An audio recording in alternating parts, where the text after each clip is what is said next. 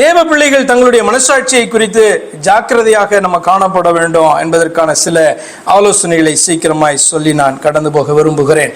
முதலாவது, நம்முடைய மனசாட்சி நம்மை குற்றமற்றவன் என்று தீர்ப்பது அவசியம்.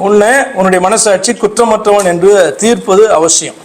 அப்போஸ்தலர் 23ஆம் அதிகாரம் முதல் வசனத்தில் வாசிக்கிறோம். பவுல் ஆலோசனை சங்கத்தாரை உற்று பார்த்து, சகோதரரே, இந்நாள் வரைக்கும் எல்லா விஷயங்களிலும் நான் நல்மனசாட்சியோடு தேவனுக்கு முன்பாக நடந்து வந்தேன் என்று சொன்னான்.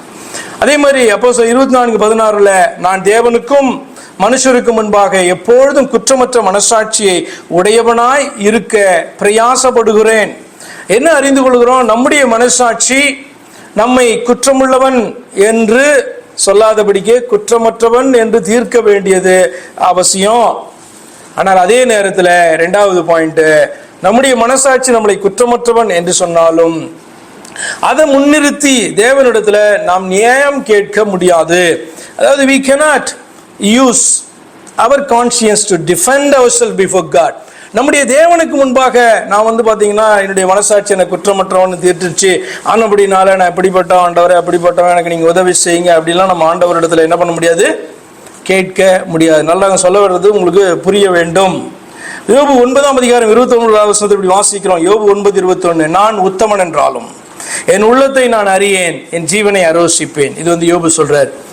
பவுல் அப்போஸ்தலன் 1 கொரிந்தியர் 4:4 சொல்றாரு, என்னிடத்தில் நான் யாதொரு குற்றத்தையும் அறியேன், ஆகிலும் அதனாலே நான் நீதிமானாகிறதில்லை, என்னை நியாயம் விசாரிக்கிறவர் கர்த்தரே. ரெண்டு பேரும் என்னதான் சொல்றாங்க அப்படி சொன்னா, நான் உத்தமன், அதாவது என்னிடத்திலே குற்றமில்லை, என்னுடைய மனசாட்சி என்னை குற்றமுள்ளவன் என்று தீர்க்கவில்லை. தீர்த்த பொழுது நான் ஆண்டவருடைய சமூகத்திலே நான் மனம் திரும்பி ரட்சிப்பை பெற்றுக்கொண்டபடினாலே நீதிமானா காணப்படுறேன், உண்மையுள்ளவனா காணப்படுறேன், சுத்தமுள்ளவனா காணப்படுறேன். ஆனாலும் நான் இந்த பாயிண்ட கொண்டு போய் ஆண்டவரிடத்துல போயிட்டு, ஆண்டவரே நான் நீதிமான் அப்படின்னு நான் சொல்ல போறது கிடையாது. இந்த காரியத்தை ஆண்டவரிடத்துல விட்டுட்டேன், ஆண்டவர் என்னை நியாயம் தீர்க்க வேண்டும் என்று சொல்லி நான் விட்டுட்டேன். அப்ப நம்மை நாமே டிஃபெண்ட் பண்ணிக்கிறது கிடையாது. நம்முடைய செயல்களை வைத்து, நம்முடைய கீழ்ப்படிதலை வைத்து நம்மளை நாமே டிஃபெண்ட் பண்ணிக்கிறது கிடையாது. ஆண்டவருடைய கரத்துல விட்டுறணும். என்ன அப்படின்னு சொன்னா, ஆண்டவருடைய வார்த்தைகளுக்கு கீழ்ப்படியணும்.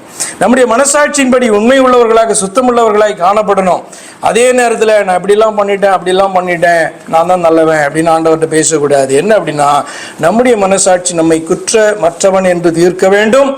அதே நேரத்தில் ஆண்டவருக்கு முன்பாக போய் நின்று நம்ம இதை வைத்து நம்மளை டிஃபெண்ட் பண்றதுக்கு நம்ம பயன்படுத்தக்கூடாது. நம்மளை டிஃபெண்ட் பண்றது யார் தான்? கர்த்தர் தான் நம்மளை டிஃபெண்ட் பண்ணுமே ஒழிய, கர்த்தர் தான் நமக்காய் பேச வேண்டுமே ஒழிய நாமே நமக்காக பேசிக்கொள்ளக்கூடாது. நான் சொல்ல வருகிறது உங்களுக்கு புரியும் என்று சொல்லி நான் நினைக்கிறேன். என்னுடைய மனசாட்சி சுத்தமா இருக்கிறது, நல்மனசாட்சியோடு கூட நான் வாழ்கிறேன். ஆனபடினால அதை வைத்து நான் ஆண்டவருக்கு முன்பாக என்ன டிஃபெண்ட் பண்ணிப்பேன் அப்படின்னு நினைக்கிறது தவறு. ஒரு யோபுவை போல, பவுலை போல சுத்தமானவர்களாக நீதிமான்களாக வாழ வேண்டும். குற்றமற்றவர்களாக நம்முடைய மனசாட்சிக்கு முன்பாக காணப்பட வேண்டும்.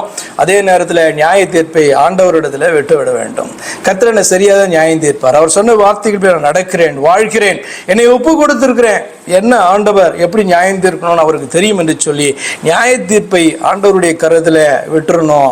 இந்த மனசாட்சியை வச்சு நாம் என்ன பண்ணக்கூடாது, நமக்கு டிஃபெண்ட் பண்றதுக்கு, நமக்காய் பேசும்படியாய், ஆண்டவர்கிட்ட பேசும்படியாய் மனசாட்சியை கொண்டு போய் நிறுத்தக்கூடாது. அது எதுக்கு தான் அப்படின்னு சொன்னா, நாம ஆண்டவருடைய சமூகத்தில் மனம் திரும்புவதற்காக தான் இந்த மனசாட்சி என்னாச்சு, ஆக்டிவேட் ஆச்சு அப்படின்றது உங்களுக்கு புரியணும். ஏன்னா விழுந்ததுக்கு அப்புறம் இது நன்மை இது தீமை அப்படின்ட்டு நம்மோடு கூட பேசுகிறதா அது காணப்படுகிறது.